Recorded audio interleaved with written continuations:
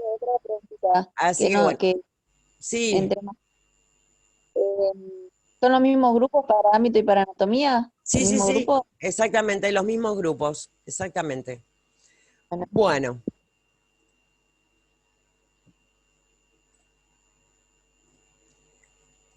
hoy vamos a ver sistema endocrino. Es sencillo y complicado a la vez, sistema endocrino. ¿Mm? La realidad es que el sistema endocrino es muy importante, es bastante importante, está bueno entenderlo porque hay una serie de patologías en las cuales van a ir mucho, van a ir mucho a la farmacia. Una de ellas es diabetes, la otra es hipotiroidismo. ¿Mm? Son todas, son todas, como si fuera, les hubiera nombrado 15 millones de patologías. Esas dos patologías son muy frecuentes en la farmacia, son muy frecuentes. Entonces, está bueno conocer bien el funcionamiento del sistema endocrino como para poder entender el por qué cómo es que funcionan. Ay, yo soy divina, perdón. Hoy es jueves, puse sistema endocrino. Este es un tema de anatomía. Yo, como no los vi el yo lo estaba martes, buscando en tremendo Había link. puesto en el chat, profe, que era, ¿no era de anatomía eso? perdón, yo no sé de dónde tengo la cabeza. Dios mío, por... Bueno, no importa. Alergia me parece que es lo que tiene que dar ahora. Alergia, sí. Pero bueno, ya que perdimos la clase del... Ay, por favor.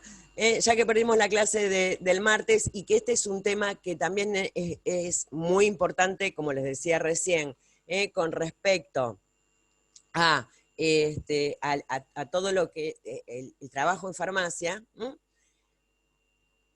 Y de paso les agrego el tema de anticonceptivos, que también es de todos los días.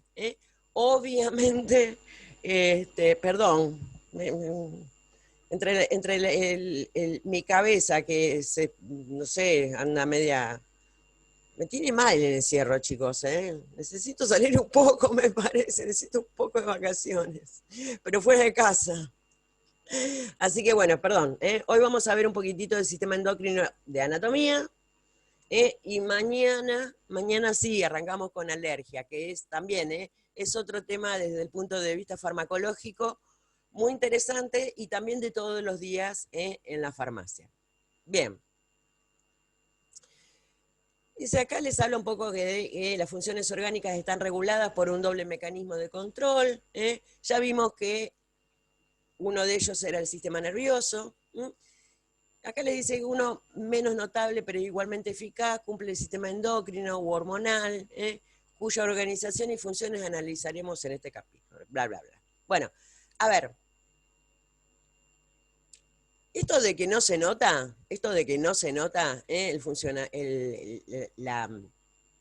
el control, digamos, del sistema endocrino, es cuando todo funciona como corresponde. Cuando no funciona como corresponde, les puedo asegurar que notamos que existe un sistema endocrino. ¿Mm? Vuelvo, o sea, las dos patologías más frecuentes que ustedes van a ver en la farmacia van a ser diabetes y hipotiroidismo, y la clínica, toda la sintomatología, ahí sí van a decir, apa, mi sistema endocrino no está funcionando como corresponde. Bien. El órgano principal, o los órganos principales en realidad, del sistema endocrino, son las glándulas. Las glándulas son un tipo de órgano especiales que están, que tienen una función fundamental que precisamente es sintetizar, fabricar las hormonas. Perdón, sintetizar o fabricar alguna sustancia. Alguna sustancia. Y vamos a ver que hay dos tipos de glándulas, o tres. Están las glándulas endócrinas, las glándulas exócrinas y las glándulas mixtas. Entonces, fundamental, las glándulas son órganos que producen alguna sustancia. De acuerdo a donde viertan esa sustancia que producen, o sea, hacia dónde vayan, es esta clasificación de endocrina, exócrina o mixta. Si nosotros decimos endocrino, quiere decir que va endo para adentro. Y acá no quiere decir que vaya para el interior del cuerpo. Cuando nosotros decimos endocrino es porque esa sustancia que produzco esa glándula va a ir a parar a la sangre, directamente a la sangre. Cuando hablamos de exócrino, la sustancia que se produce va a ir a parar afuera de la sangre, exo, afuera. Entonces ahí es donde hacemos la diferenciación.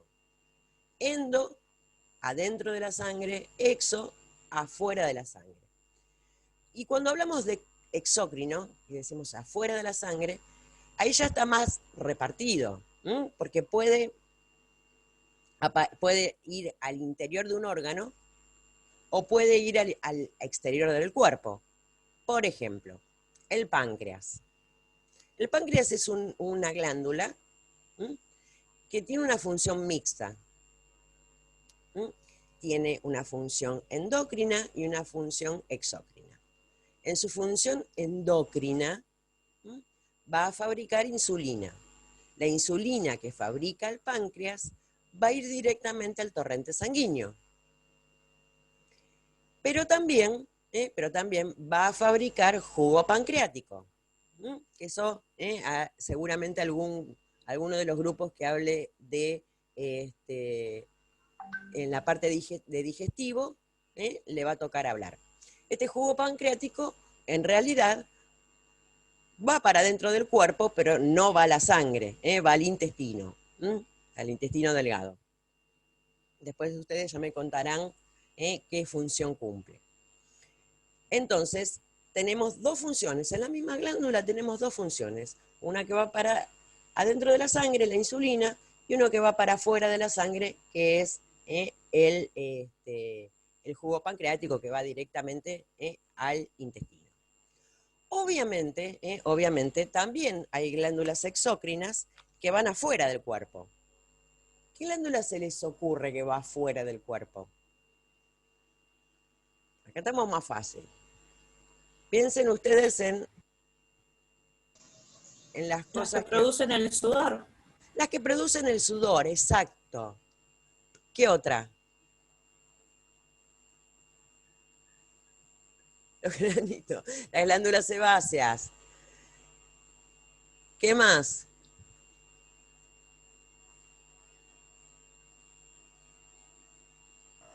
Lagrimales.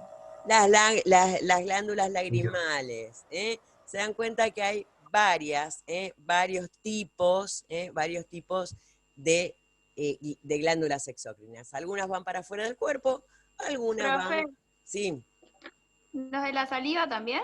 también, las glándulas salivares también, exactamente. Bien, pero acá como vamos a hablar exclusivamente del sistema endocrino, vamos a hablar precisamente de esas glándulas que producen esas sustancias que van a ir directamente a la sangre. Y estas sustancias que van a ir directamente a la sangre, tienen un nombre particular que se denominan hormonas. Todas las sustancias que produzca una glándula endocrina va a ir a parar a la sangre y se van a denominar hormonas. Vamos a ver que hay un montón de hormonas, que hay un montón de este tipo de sustancias que van a actuar en distintos lugares de nuestro organismo. Acá les dice, las hormonas son sustancias producidas por células endócrinas que actúan de mensajeros químicos entre las células productoras y las células blanco o diana, que tienen la capacidad de efectuar una respuesta frente a dicho mensaje por poseer receptores específicos para cada tipo de hormona. A ver, ¿qué significa esto? La célula que forma la glándula endocrina va a producir la hormona. Esta hormona va a actuar como una especie de mensajero, que lleva un mensaje.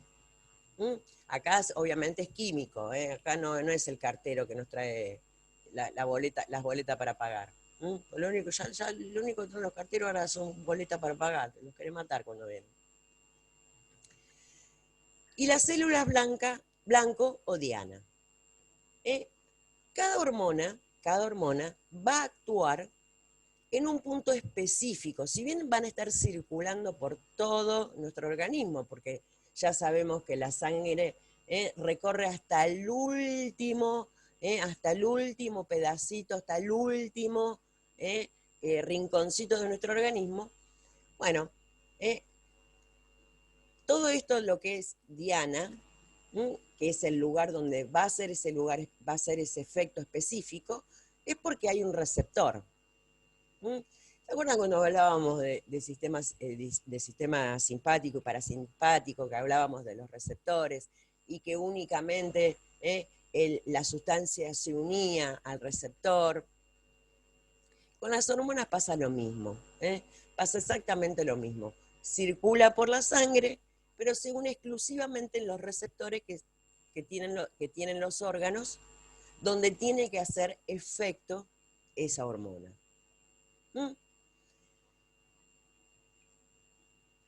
¿Por qué se les dice célula blanco o diana? Esto me parece que ya lo habíamos hablado, que yo les contaba que se le dice célula blanco o diana, porque es el lugar específico donde hacen el efecto.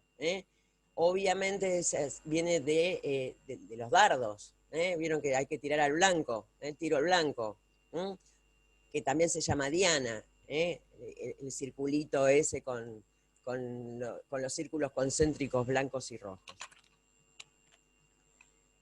Bien. Bueno, acá les habla un poquitito de lo que son los tipos de glándulas, endócrinas, exócrinas, mixtas, lo que habíamos hablado. Acá tienen un dibujito, que está bastante interesante, donde les muestra una especie de referencia anatómica. Les habla del hipotálamo, de la hipófisis, de la tiroides, paratiroides, suprarrenales, páncreas, ovarios y testículos. Básicamente estas, les diría que son prácticamente todos los órganos o todas las glándulas endócrinas. Y también en el sistema endocrino hay algo que es muy particular y que es la regulación de la secreción endocrina, que se produce siempre por una retroalimentación. ¿Qué significa esto de la retroalimentación? Digamos que hay como una especie de sensores que detectan la cantidad de algo, y si ese algo lo tengo que ajustar, por decirlo de alguna manera, con una hormona, ese exceso va precisamente a ser el disparador, va a ser lo que le ordene a la glándula para que produzca esa sustancia. Ahora les voy a dar un ejemplo para que sea más entendible esto. Y al revés, cuando esa circunstancia, ese algo aumentó demasiado, obviamente va a... Perdón, cuando disminuyó demasiado, cuando aumenta demasiado, le manda la orden a la glándula para que segregue esa hormona, y cuando disminuye demasiado, frena la orden. Y al frenar la orden, se deja de producir la hormona. El caso más claro y más fácil de entender, quizás es precisamente la secreción de insulina y el manejo de la glucemia. La insulina la produce una partecita del páncreas que se denominan células beta, islotes de Langerhans, no, esa palabra nunca me salió, pero que no está todo el tiempo produciendo insulina, sino que cuando la glicemia o glucemia, que es lo mismo, aumenta, sube, esa es la señal para que el páncreas produzca insulina.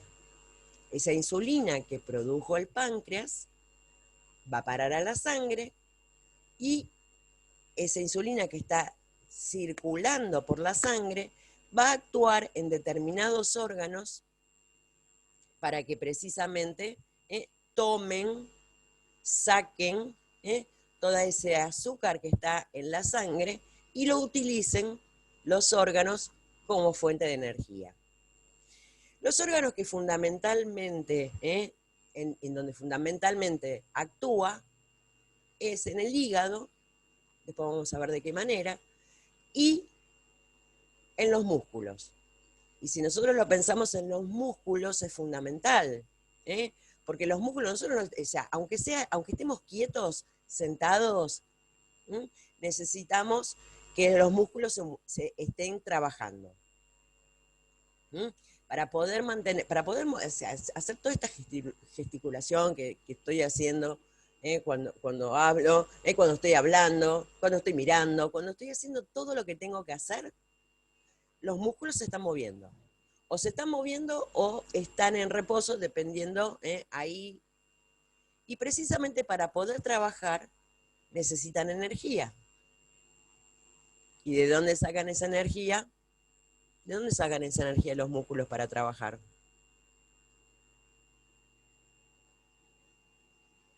De la insulina. No. De las grasas, De de los hidratos de carbono. De los hidratos de carbono. Pero para que los hidratos de carbono ingresen a la célula muscular, tiene que haber un permiso. Tienen que abrir una puerta, por decirlo de alguna manera. La insulina precisamente es la llave que me va a abrir esa puerta, que va a permitir el ingreso de los hidratos de carbono que están en la sangre a la célula muscular. Y la célula muscular obviamente va a utilizar esos hidratos de carbono como fuente de energía. Vamos a la inversa. Cuando ya está todo, ya disminuyó la glicemia. A ver, después les hago una aclaración con respecto a esto. Cuando ya disminuyó la glicemia, ya no necesito que la glucosa o los hidratos de carbono entren a los músculos. Obviamente, esa situación va a decirle a la glándula, en este caso el páncreas, que frene la producción de insulina, porque no lo necesita, porque ya está. Los momentos en los cuales normalmente, no hablemos de diabetes, en los cuales aumenta la glicemia, ¿cuál se les ocurre que puede ser?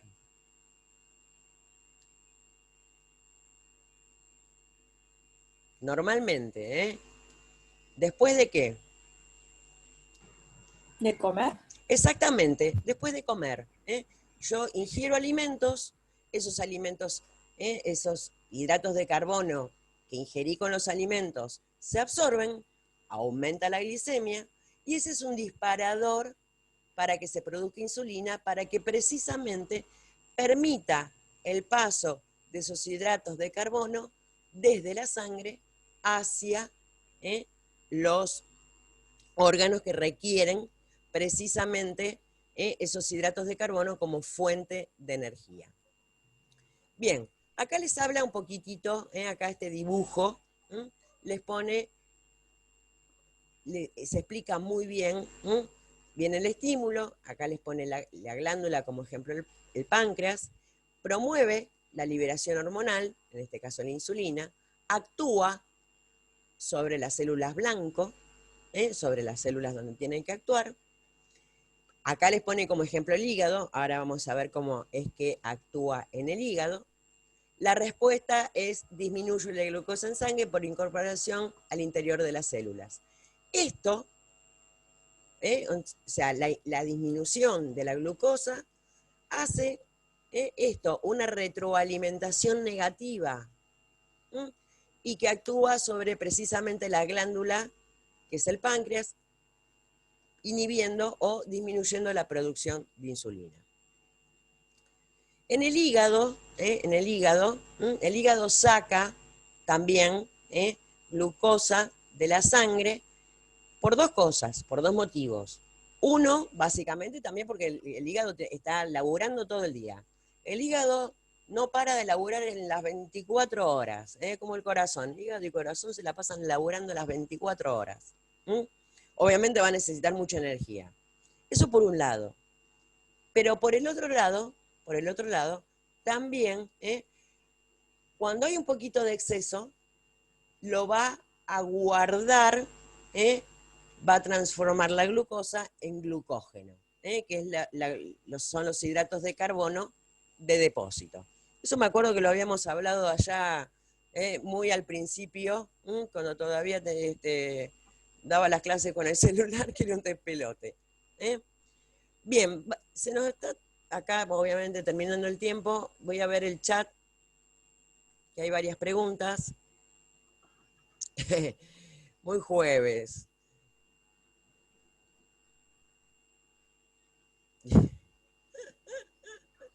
Me causa mucha gracia. También de los ácidos grasos.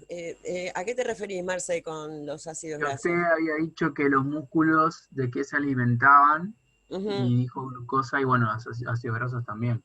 Sí, sí, pero eso es cuando hay un déficit de glucosa importante. Si no hay si no hay, o sea, la fuente principal de energía siempre son los hidratos. Cuando hay un déficit de glucosa, por ejemplo, en la diabetes, que no puede entrar, no puede entrar la glucosa a los músculos, ahí es donde empieza a alimentarse de las grasitas. Bien, ¿alguna duda con respecto a lo que vimos hasta ahora? De cómo es o sea, sobre todo de cómo es la retroalimentación. Porque esto es fundamental. Esta retroalimentación que hace que aumente o disminuya la producción de una hormona, precisamente va a estar dictaminada por la cantidad de ese algo que tengo que corregir de alguna manera, ya sea porque está muy por arriba o muy por abajo. Es como para mantener siempre estable todo. Yo esto de la retroalimentación a mí me gusta siempre explicarlo con un ejemplo muy tonto, que tenemos una fábrica de almohadas, qué lindo, ¿no?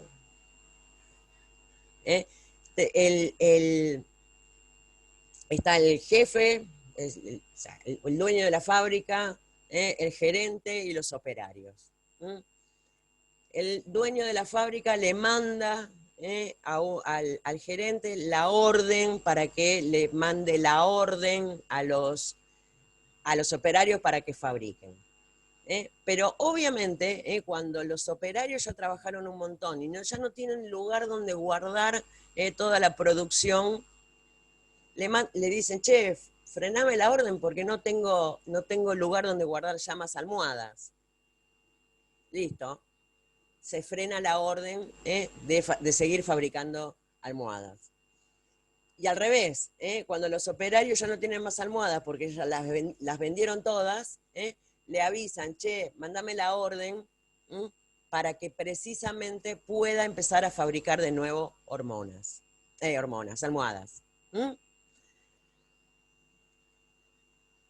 Obviamente, por eso les decía, un ejemplo medio tonto, pero a veces es más fácil entenderlo así, donde tengo un escalafón que yo necesito primero la orden para hacer o para no hacer.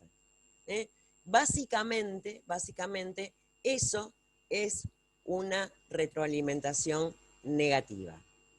¿Mm? ¿Quedó Sí. claro? Esto también lo había explicado cuando vimos lo de los corticoides. Exactamente, El eje adrenal. exactamente, exactamente, porque precisamente el eje es, está así, es uno de es una de las partes del eje, del sistema suprarrenal, con la producción de corticoides endógenos, es una de las partes. De hecho, en algún momentito lo vamos a ver. Bueno, no veo nada en el chat, lo cual quiere decir que estará bastante claro. Nos queda un minuto, así que voy a cortar ahora, esperamos que se descargue el video y arrancamos de nuevo. En un ratito volvemos, ¿eh?